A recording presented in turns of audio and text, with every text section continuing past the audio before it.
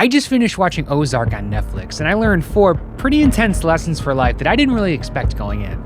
These are lessons ranging from, of course, how to make a hit television show, but also how to shoot ourselves with our cameras, what career to even take when you grow up, and finally, what drugs rich people take and what drugs poor people take. Marty and Wendy Byrde begin a day with their cup of caffeine, an alkaloid similar to cocaine that allows them to be on edge, to make sure that they're focused, to make sure that they're paying attention to the details required in properly running their criminal enterprise. This contrasts greatly from the drug that maybe a Langmore would start their day with, which is a can of beer. If you're doing specific accounting and you're looking at each numbered place in an Excel spreadsheet, you can't be seeing double because you got a buzz going on. The Byrdes are going to start with caffeine, but that doesn't mean that they're against drinking alcohol. Later in the day, Marty and Wendy are almost always seen drinking wine, whiskey. And these are alcohols that are even stronger than beer, something like the Langmores might be drinking all day. This is intentional, okay? The Byrdes are committing atrocities consistently, and they're going to need something strong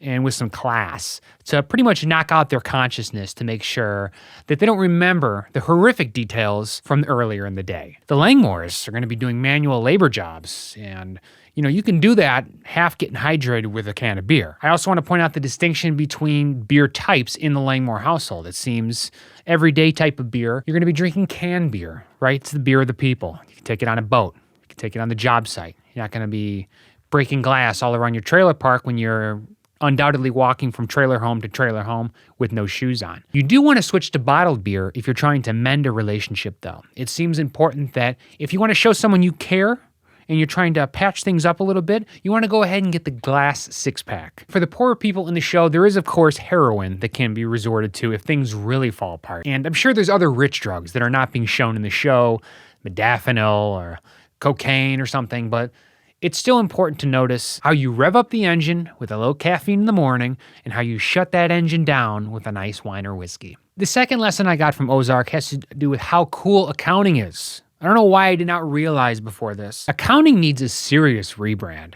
This show shows us in full detail that if you just have some basic accounting skills, you can scale to the heights of any sort of organization, whether it's a legitimate American enterprise or, of course, an illegal Mexican drug cartel. For too long, people make jokes about accountants, calling them bean counters or making it seem like what they're doing is not fundamental to the excitement and progress of modern society. This show has shown me anything but. Similar to the way Breaking Bad showed us that chemistry can be pretty cool. You can go out there and cook methamphetamine, which is not covered by McGraw-Hill's textbooks. To help people understand just how important and interesting accounting can be, I'm going to propose a number of name changes to the profession of accounting. I think it just simply needs a rebrand so that people understand the type of work that can be accomplished with these skills. Instead of just calling it accounting, which is basically just the word counting with an A in front of it, which we all think, oh, I've done my whole life, maybe they should consider calling it dollar divvying, cash collecting,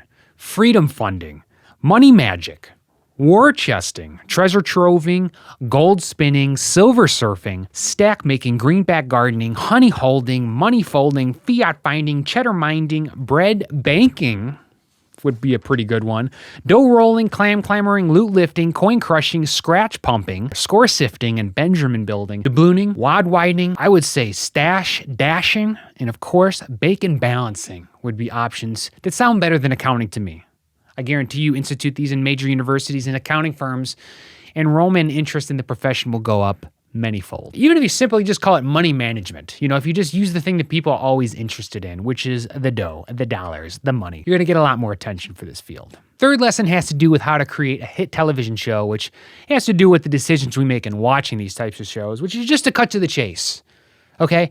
So many shows, you kind of see where it's going. They drag something out over a 40-minute episode, maybe a 14-episode season, and you know where it's going to go, and you kind of get some fulfillment watching it happen. This show, they cut right to it. Early on in the series, you feel like the kids are going to slowly find out, maybe start to learn about the fact that their parents are involved in the drug trade, and they pretty much just right out and say it to the kids. We're selling drugs. You in or you out? Don't hide the drug sales from the kids. Include them in on it. See how they react to it. It's more modern. It's more the everyday current American family. Move on to the consequence of the thing that the audience already knows. A lot of us spend many of our hours watching television, and we just want them to cut to the chase, or at least stay one step ahead of where we can see in front of us at any one moment. That's what you're paid for. Keep us guessing. Ozark knows it's doing this. There's even moments where they get kind of meta, echoing the thoughts of the audience. Like when their business enterprise expands and you hear that they own a funeral home or something, there'll be Wendy or someone in the show saying, of course. Like, of course this is where the show is going. Of course this is what's happening in our lives. The audience reaction and the people in the show are thinking and saying the same thing out loud. The fourth and final thing I got from Ozark has to do with how video looks now. There's not a lot of difference between 1080p HD and 4K HD. Cameras are getting so good that anyone's iPhone looks better than a professional camera from 10, 15 years ago. It's weird now. We have to differentiate what we watch and really what we look like as humans in new ways. Most obvious example with Ozark is the grayish dark blue tones of the show. And hey, you're looking at it right here. Beyond that though, it's not just the dolly shots, the FPV drones, right? The AK sensors. There's more to how you can make someone feel. It's not just about how cool something looks. It's about how it changes your mind, how it gets into your heart. And if something is supposed to feel dark, make it look dark. The blue tint isn't the only thing that this show does. They also use focus heavily, specifically making things out of focus. I don't know if this is built for the modern day where half the time people are looking down at another screen and whenever they happen to glance up at the TV show that's happening, you actually want to help them focus as to where on their 4K television they even need to pay attention to. Maybe that's part of it. Also, it of course helps unravel the mystery as the show goes on, which matches the mood.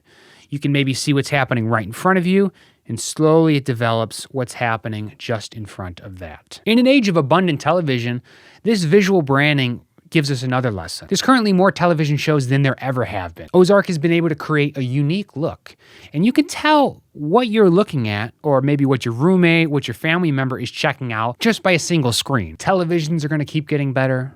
Cameras, cell phones are going to keep getting better. Keep this in mind when shooting things of yourself. We're going to continue to be able to decipher more and more detail even in the darkness. I really enjoyed Ozark and recommend anyone who hasn't seen the show to put at least the first couple seasons on to see if you like it. It's really nice to see the golden age of television continuing, something that has real stories with what feels like real families, specifically in a Midwest setting. I'm James Smith Grattan. Thank you very much for watching. Please like and subscribe if you got anything from the show. And of course, comment down below what you thought of Ozark, what you got from it, maybe a lesson you picked up from the Byrde family. Until next time, peace.